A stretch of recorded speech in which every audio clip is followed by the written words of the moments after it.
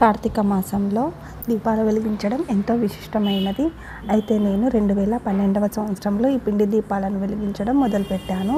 ఈ కార్తీక పౌర్ణమి రోజు వరకు, అంటే ఈ 2025వ సంవత్సరంలో నవంబర్ 5వ రోజు వస్తుంది కార్తీక పౌర్ణమి. అయితే ఈ రోజు వరకు కనీసం 2 లేదా 5 ఎన్ని రోజులైనా పర్లేదు ఈ దీపాలను పెట్టుకోవచ్చు.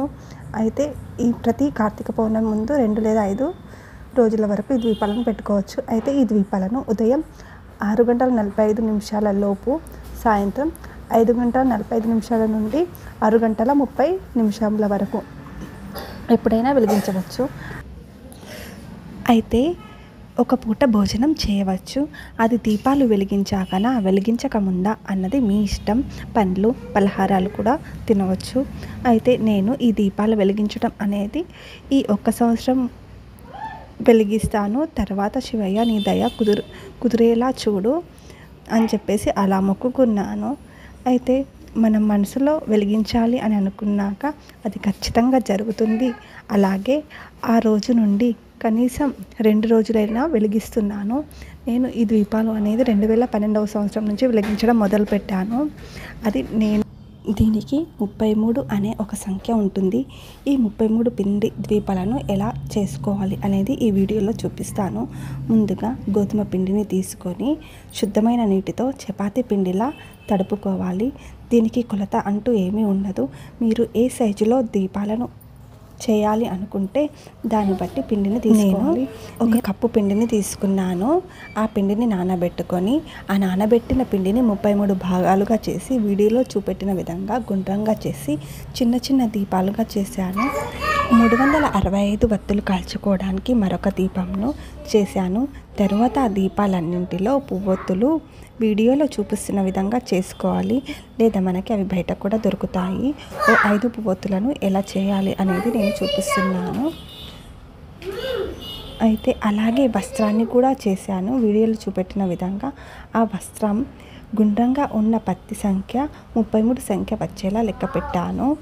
ఆ పువ్వొత్తులని ఒక గిన్నెలో నువ్వుల నూనె పోసి నానబెట్టాలి. అప్పుడు మనకు త్వరగా పిండి ద్వీపంలో ఈ పువ్వొత్తులను వేయడానికి ఈజీగా ఉంటుంది. 365 ఒత్తులను కూడా నానబెట్టాలి నువ్వుల నూనెలో. తరువాత ప్రతి దీపానికి కుంకుమ పసుపుతో అలంకరించుకోవాలి. మా ఇంటికి దగ్గరలో ఉన్న శివాలయానికి వెళ్ళాను. అక్కడ ఒక శుభ్రమైన స్థలాన్ని చూసుకొని ఆ స్థలాన్ని నీటితో శుభ్రపరిచి కుంకుమ పసుపుతో అలంకరించుకోవాలి.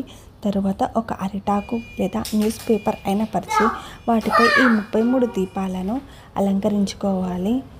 నైవేద్యంగా చక్కెర లేదా పండ్లు పెట్టుకోవాలి.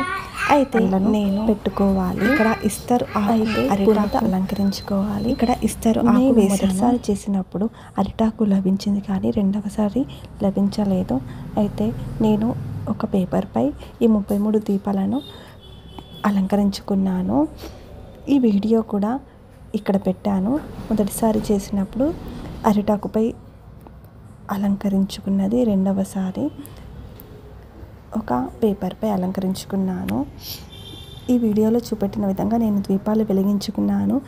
ఈ దీపాలు వెలిగించుకున్నప్పుడు మనసు ఎంతో ప్రశాంతంగా హాయిగా అనిపించింది. ఏదైనా శివుడి యొక్క దయ ఉంటే ఏదైనా చేయవచ్చు. మనం చేయాలి అనుకోవాలి, కానీ ఆ పని ఖచ్చితంగా శివుడు మన చేత చేయిస్తాడు. ఈ వీడియో చూసిన వారందరికీ ధన్యవాదములు.